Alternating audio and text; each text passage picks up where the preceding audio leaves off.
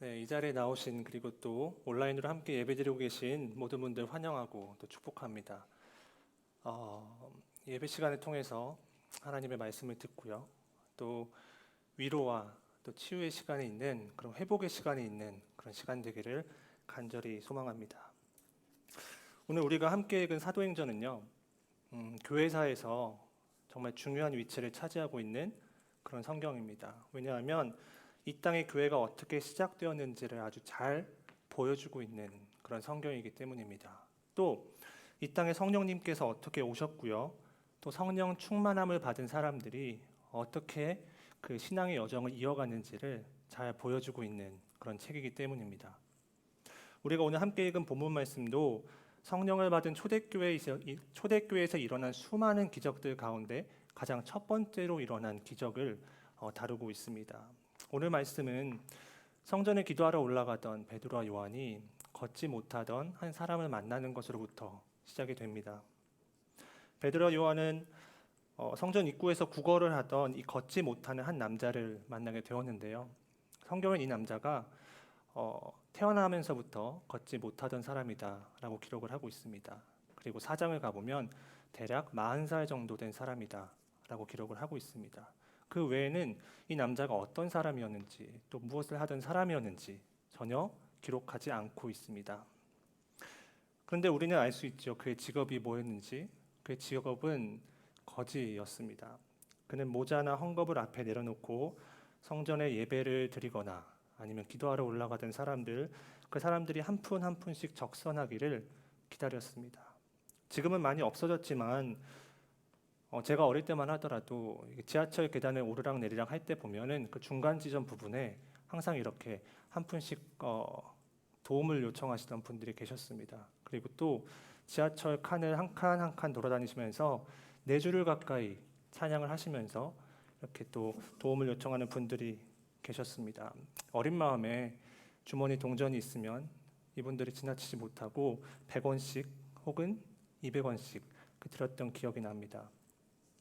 아마도 오늘 이 사람에게 이날은 연휴 때와 똑같은 그런 하루였을 것입니다. 해는 동일하게 동쪽에서 떴을 것이고요. 또 그를 도와주던 사람들은 평소처럼 그가 구걸하기 가장 쉬운 장소로 데려다 주었을 것입니다. 그리고 매일같이 자신이 앉아있던 그 자리에서 하루를 시작했을 것입니다. 오늘 하루는 얼마나 벌 수 있을까? 혹시라도 허탕치고 돌아가는 것은 아닐까 하는 마음으로 하루를 시작했을 것입니다. 지금도 그렇지만 이 당시에도 구걸하는 것이 결코 쉽지는 않았을 것입니다. 일단 성전 앞에는 사람들이 많이 다니는 그런 장소였습니다. 출퇴근 시간길, 우리 성대역 사거리 앞에 횡단보도를 생각하시면 될 것 같은데요. 이 수많은 사람들이 바쁘게 오고 가는 그런 상황 속에서 사람들의 관심을 끄는 것은 쉽지가 않았을 것입니다. 또 주변에는 그 말고도 구걸하는 소위 경쟁 상대들도 많이 있었을 것입니다. 이 남자는 때마침 성전에 들어가는 베드로 그리고 요한을 보고 이렇게 구걸합니다. 한 푼만 주십시오. 이 불쌍한 사람에게 한 푼만 주십시오. 베드로와 요한은 이런 그를 눈여겨보고 있다가 우리를 보시오 라고 말을 합니다. 그 걷지 못하는 사람은 무엇인가 좋은 것을 얻을 수 있지 않을까라는 마음으로 베드로와 요한을 쳐다봅니다. 한 푼을 달라 그랬는데 자신들을 보라 얘기하니까 분명히 무엇인가 줄 것이다 라는 마음이 있었을 것입니다. 그리고 바로 이때 우리 모두가 잘 알고 있는 그 유명한 말을 베드로가 했습니다. 사도행전 3장 6절 말씀 우리 함께 읽어볼까요? 베드로가 이르되 은과 금은 내게 없거니와 내게 있는 이것을 내게 주노니 나사렛 예수 그리스도의 이름으로 일어나 걸으라 하고 그 후에 베드로는 그의 오른손을 잡아서 일으켰습니다. 그러자 어떻게 되었죠? 그는 그 즉시 다리와 발목에 힘을 얻어서 걷기도 하고 또 뛰기도 하게 되었습니다. 40년 동안 한 번도 걷지 못한 사람이 걷게 되었고요. 또 뛰게 된 것입니다. 이 남자에게 이 하루는 얼마나 뜻깊은 하루가 되었을까요? 아침에 일어났을 때 이런 말도 안 되는 일이 자신에게 일어날 것이라고 상상조차 했을까요? 또 다른 그저 지극히 평범한 그저 그런 하루가 될 것이라고만 생각을 했을 것입니다. 혼자 움직이는 것이 어려워서 주변의 도움 없이는 아무것도 할 수 없었던 이 남자. 그리고 하루 종일 같은 자리에서 구걸하는 것 말고는 할 수 있는 것이 없던 이 남자. 그리고 해가 저물면 또다시 주변의 도움을 받아서 집으로 돌아갈 수밖에 없었던 이 남자. 이 남자에게 이날 하루 무슨 일이 생겼을까요? 이 남자에게 오늘 하루는 평생 잊지 못할 그런 하루가 되어버렸습니다. 오늘은 이 걷지 못하던 남자가 걷게 된 이 말씀을 통해서 성령 하나님께서 우리를 어떻게 치유하시고 또 회복하시는지 함께 살펴보고자 합니다. 먼저 우리가 발견할 수 있는 점은 이 남자가 원래는 온전하지 못한 사람이었다라는 사실입니다. 정말 안타깝지만 이 남자는 태어날 때부터 걷지 못했습니다. 다리는 있었죠. 그렇지만 힘이 없어서 일어날 수가 없는 그런 사람이었습니다. 이는 그의 잘못도 아니었고요. 그가 원했던 것도 아닙니다. 태어나기를 그렇게 태어났습니다. 그런데 과연 이 남자만 그럴까요? 우리도 마찬가지죠. 아직 20대인 드림이나 비전은 잘 모르겠지만 30대가 지나서 이제 미션 나이가 되면 몸이 하나둘씩 아프기 시작합니다. 저 같은 경우도 대학교 다닐 때 농구와 축구를 매일같이 해서 지금 이제 허리하고 무릎이 조금씩 아프기 시작을 합니다. 그런데 제가 집중하고 싶은 부분은 이 육체적인 불편함만이 아닙니다. 이 남자는 분명히 몸이 불편했던 것이 사실입니다. 하지만 동시에 이 사람은 영적으로도 문제가 분명히 있었습니다. 성전 앞에 있었어요. 하나님을 찬양하는 곳. 하지만 이 남자는 하나님을 찬양하지 못하고요. 오직 생계에만 갈급했습니다. 그리고 하나님을 바라보지 못했고요. 오직 사람들의 도움만을 강구하던 그런 사람이었기 때문입니다. 우리도 동일하게 모두 영적인 문제가 있는 사람들이죠. 태어나면서부터 우리는 영적인 장애를 갖고 태어났습니다. 바로 죄의 문제죠. 사도 바울 역시 로마서 3장 23절을 통해서 우리에게 알려주고 있습니다. 제가 한번 읽어드리겠습니다. 모든 사람이 죄를 범하였습니다. 그래서 사람은 하나님의 영광에 못 미치는 처지에 놓여 있습니다. 우리는 모두 거룩하신 하나님께 감히 다가갈 수 없는 영적인 문제, 영적인 장애를 갖고 태어났습니다. 태어나면서부터 하나님보다는 죄악된 세상을 더 사랑하게 되는 그런 사람들입니다. 또 우리 스스로의 힘으로는 절대로 하나님께 가까이 갈 수 없는 그런 사람들입니다. 하지만 우리는 이 사실을 모른 채 우리 스스로 우리의 문제를 해결하려고 하기도 합니다. 이 세상의 수많은 종교들이 스스로의 노력으로 선하게 되려고 애를 씁니다. 선행을 하든지 아니면 고행을 쌓든지 해서 깨달음을 얻고 또 새롭게 태어나려고 합니다. 하지만 이게 가능한 일일까요?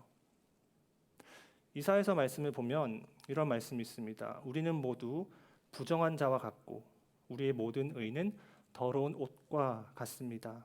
우리는 모두 나뭇잎처럼 시들었으니 우리의 죄악이 바람처럼 우리를 휘몰아 갑니다. 방금 읽은 이 말씀처럼 우리 모두는 죄가 너무 많은 사람들입니다. 부정한 사람들입니다.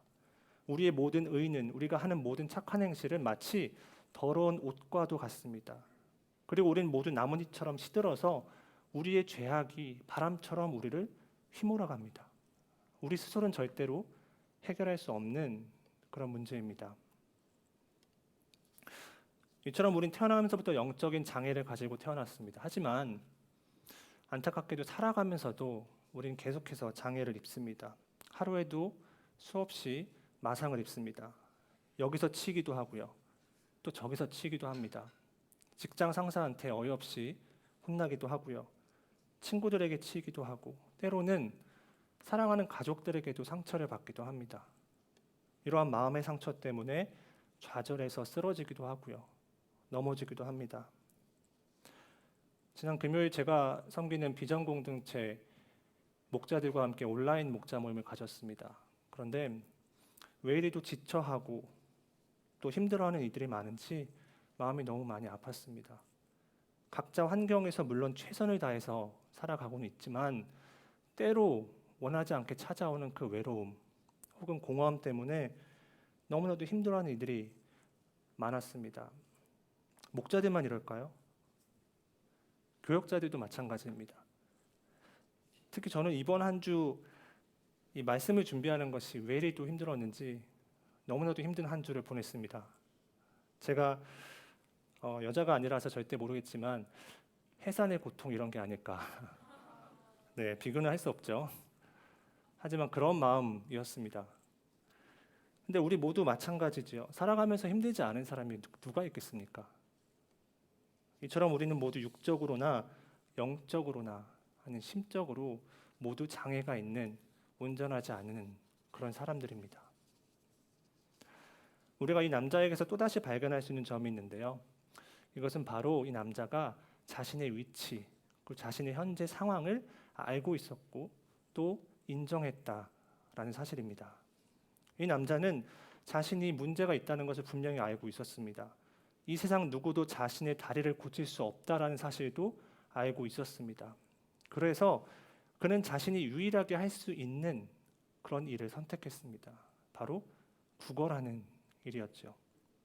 그는 자신이 살아갈 수 있는 또 할 수 있는 유일한 방법이 구걸하는 것임을 오래전에 깨달았습니다. 그래서 이왕 구걸할 바에 가장 좋은 곳에 가서 구걸을 해야겠다라고 생각을 했던 것입니다. 바로 성전 문 앞입니다. 이 남자는 경건한 유대인이라면 하루에 3번, 9시, 12시 그리고 3시에 경건한 유대인들이 기도하러 온다는 사실을 잘 알고 있었습니다. 또 매일같이 수많은 사람들이 하나님께 제사를 드리기 위해 성전에 온다는 사실도 알고 있었습니다. 성전에 들어가려면 자신을 볼 수밖에 없는 그런 위치의 자리를 딱 잡고 앉아서 사람들의 동정심을 얻고자 했습니다. 조금 더 노골적으로 말하자면 이 성전에 올 만한 사람들이라면 적어도 그들의 체면 때문이라도 자신에게 한두 푼씩 줄 것이다 라는 생각이 있었던 거죠. 이처럼 이 남자는 자신의 문제를 스스로 해결할 수 없다는 사실을 알고 있었고요. 또 인정했습니다. 자신이 아무리 애를 써도 거를 수 없다라는 사실을 알고 있었습니다. 요즘 우리 모두는 코로나 바이러스 때문에 많이 힘들어합니다. 또 몸이 아픈 것에 예민해졌습니다. 근처에 있는 누군가가 갑자기 기침이라도 하면 아니 열이 난다고 하면 우리는 코로나를 먼저 의심합니다.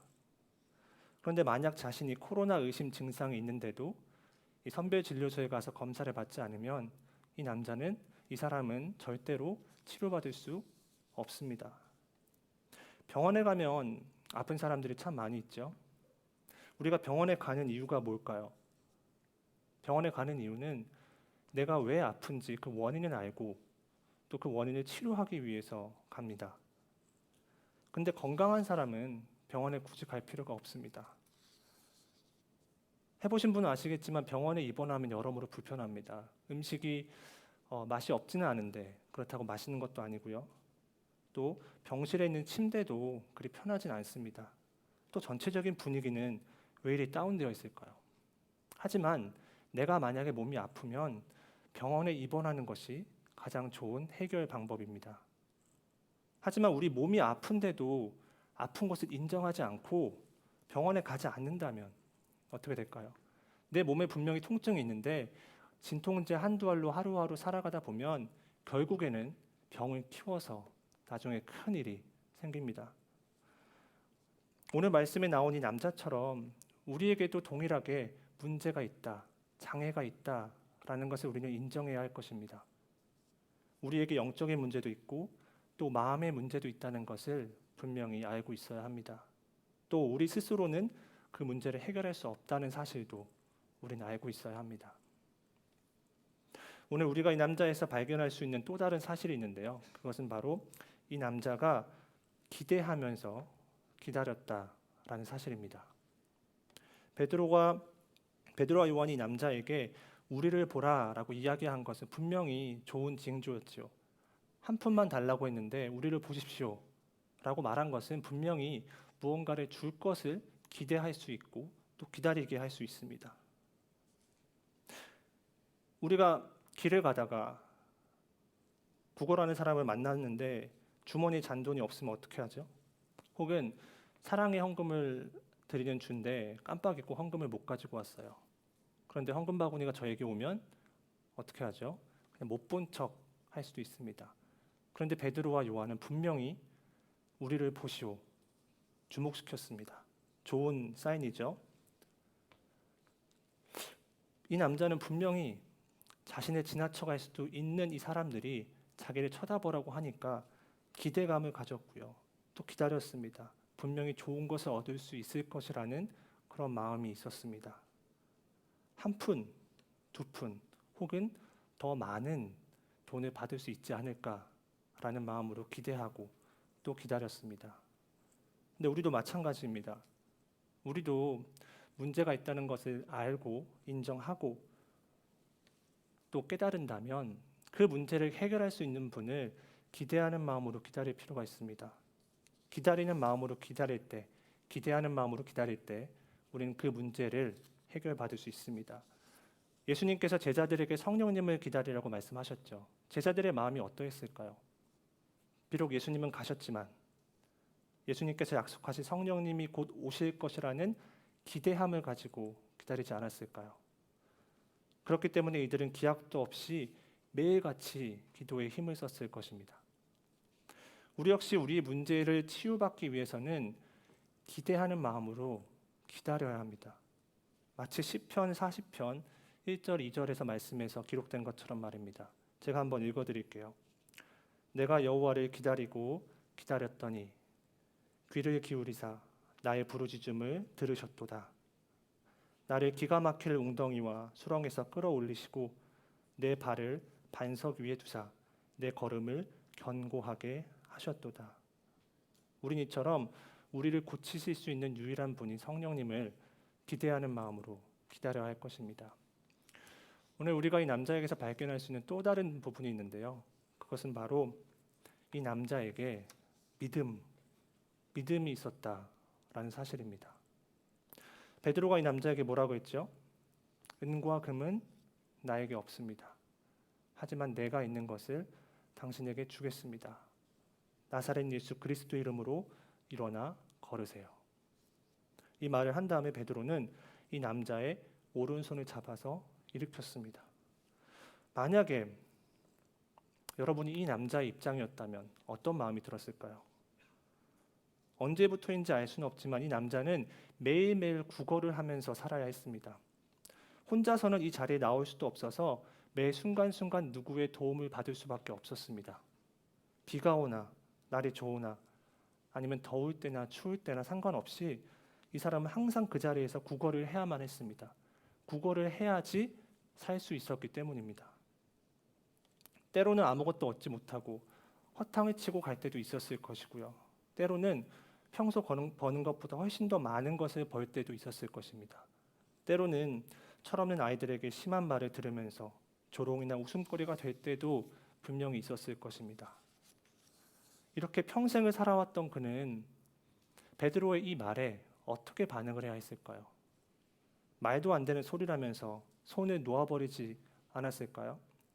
혹은 왜 사람을 놀리냐면서 화를 낼 수도 있지 않았을까요? 하지만 베드로가 건넨 이 말에는요, 아주 묘한 매력이 있었습니다. 무척이나 따뜻하고 또 의미가 있는 그런 말이었습니다. 은과 금은 없는데 일어나서 걸으라고.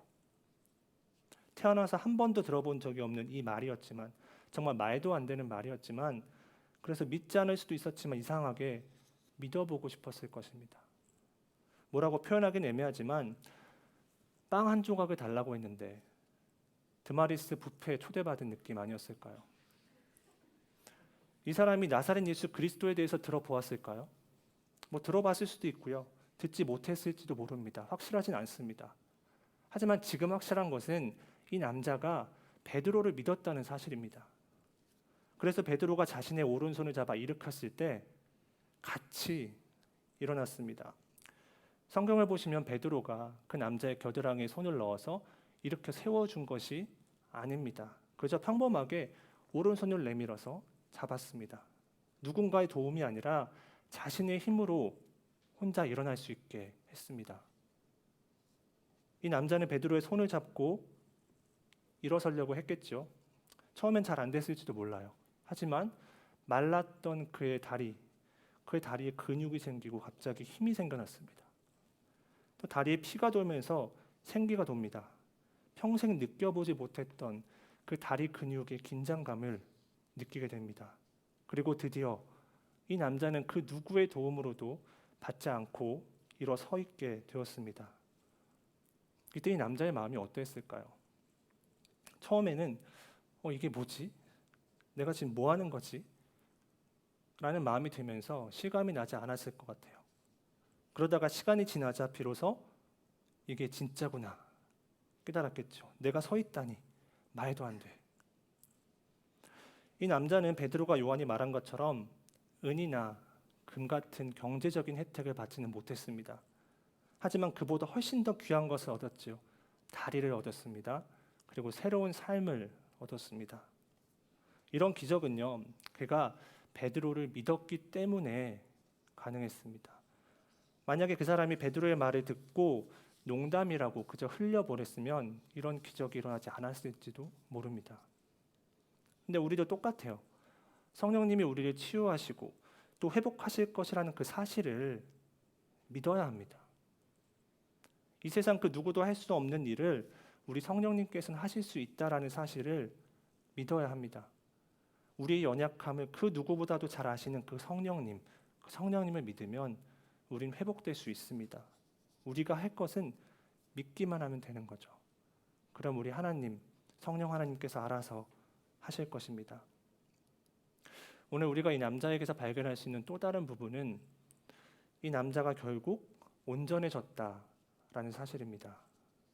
불과 1분 전만 하더라도요, 이 남자는 온전하지 못했습니다. 바닥에 있었습니다. 그런데 지금은 온전해졌고요, 건강해졌습니다. 그가 걷지 못하는 사람이라는 것은 정말 세상 사람들이 다 알고 있었을 거예요. 하지만 이제는 정말 마치 다른 사람이 된 것처럼 걷기도 하고 뛰기도 합니다. 정말 가냘프고 또 아무런 힘도 없었던 그의 다리가 이제 근육도 제법 자리 잡혀 있고요, 튼튼해 보입니다. 아무리 신호를 보내도 움직이지 않던 그 다리가 이제는 마음대로 또 원하는 대로 움직입니다.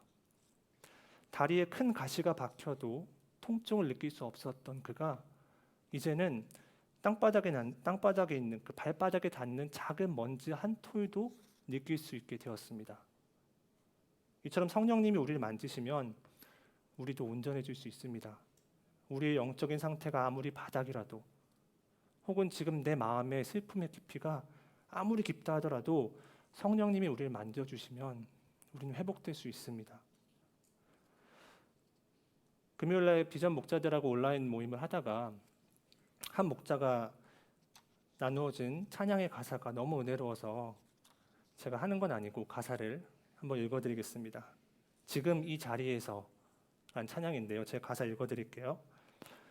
둘러봐도 보이지 않고 막혀버린 삶의 현실들, 가슴속에 시린 눈물과 두려움에 지쳐버린 내 삶, 아픔 속에 서 있는 내게 안타까워 손 내미시네.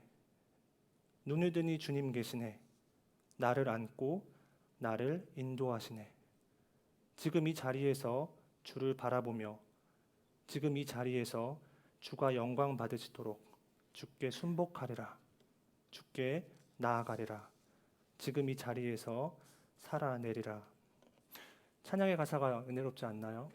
나중에 시간 되시면 유튜브 들어가셔서 한번 들어보시면 좋겠습니다.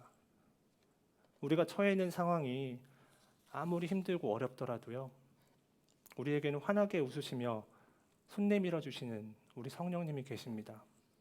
우리가 그분을 믿고 의지하고 또 그분의 손을 잡는다면 오늘 평생 걷지 못하다가 걷게 된 이 남자처럼 온전하게 될 수 있을 것입니다. 그리고 회복될 수 있을 것입니다.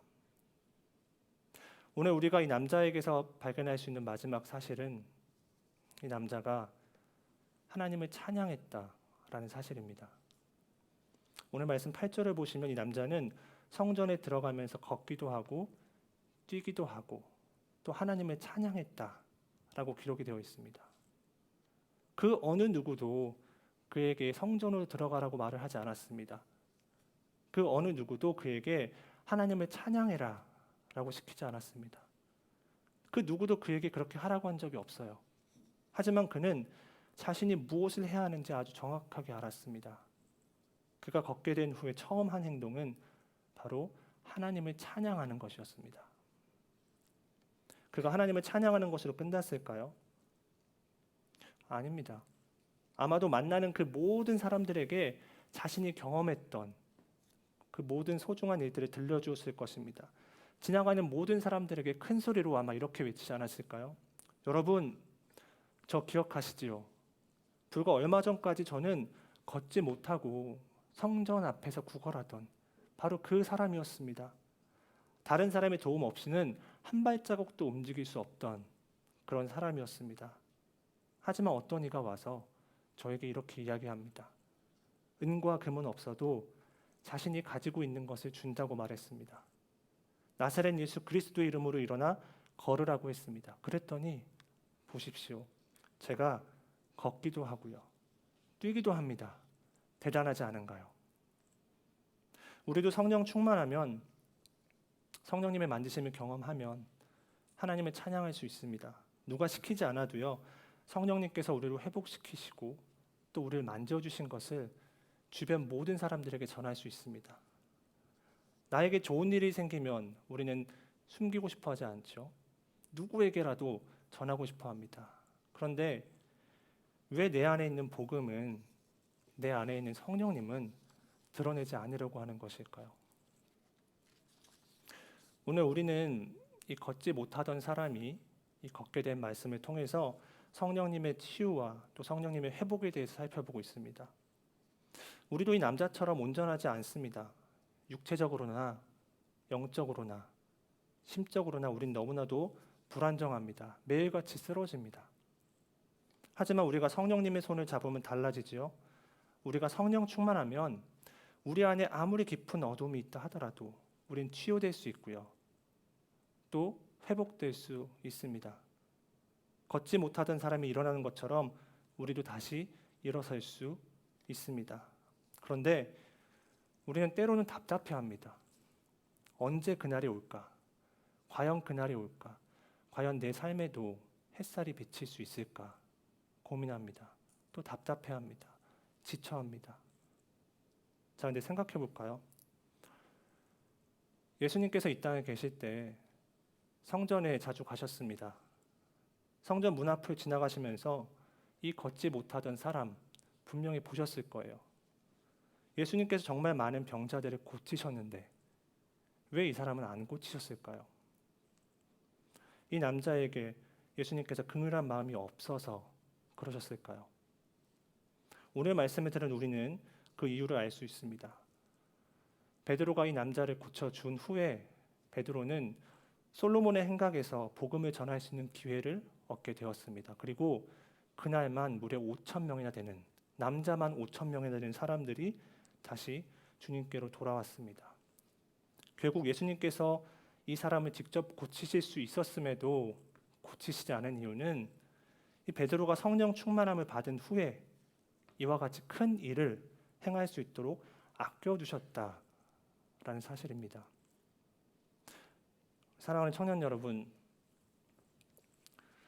우리는 하나님의 시간을 알 수가 없습니다. 언제 성령님께서 나를 회복하실지, 그리고 언제 나의 문제가 해결될지 전혀 알 수가 없습니다. 하지만 확실한 것은 우리가 성령님께 예민하고요. 또 성령님의 때를 기다리며 살아간다면 반드시 그 때가 올 것입니다. 요즘 살아가는 것이 너무나 힘들고 어렵습니다. 코로나 때문에 너무나도 고통스러운 날들을 보내는 분들 참 많습니다. 또 경제적으로 힘도 들고요. 관계 때문에도 힘이 듭니다. 내가 겪고 있는 이 어려움이 결코 회복되지 않을 것이라는 생각이 자꾸만 내 머릿속에서 맴돕니다. 그리고 그 누구도 이 고통을 알아주지 않을 것 같습니다. 하지만 우리는 그저 지금 내 자리에서 절망하지 않고 하나님을 믿으며 최선을 다해 살면 됩니다. 하나님께 순종하면서 한 걸음 한 걸음 나아가면 됩니다. 그러면 성령 하나님께서 우리에게 오셔서 일어나 같이 가자. 많이 힘들었지? 너는 결코 혼자가 아니야. 나와 같이 가자. 일어나 걸어라. 라고 말씀해 주시고 손을 내밀어 주실 것입니다. 우리를 회복하시고 또 치유하시는 우리 성령님을 기대하면서 이번 한 주도, 아니 우리 남은 모든 여생도 성령님과 함께 동행하면서 성령 충만하며 살아가는 저와 여러분들 되시기를 간절히 소망합니다. 함께 기도하겠습니다.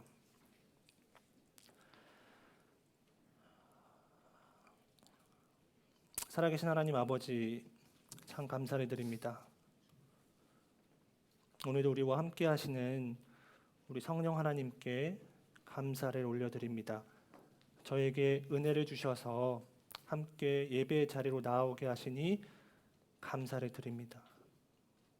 오늘 말씀을 통해 다시 한번 저희의 마음을 새롭게 하여 주시니 하나님 감사를 드립니다. 우리가 어떤 상황에 있든지 저희를 찾아와 주시고 저희를 치유하여 주시는, 회복시켜 주신 성령님에 대해 다시 한번 깨닫게 하시니 감사를 드립니다. 이 시간 기도하옵는 것은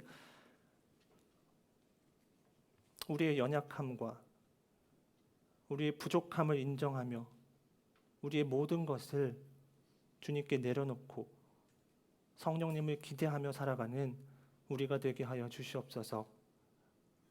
그래야 우리의 몸과 마음과 또 영혼까지 만져주시고 또 회복해 하시는 성령님과 동행하며 매 순간순간 성령 충만한 삶을 살아가는 우리 모두가 되게 하여 주시옵소서. 감사드리며 예수님의 이름으로 기도드립니다. 아멘.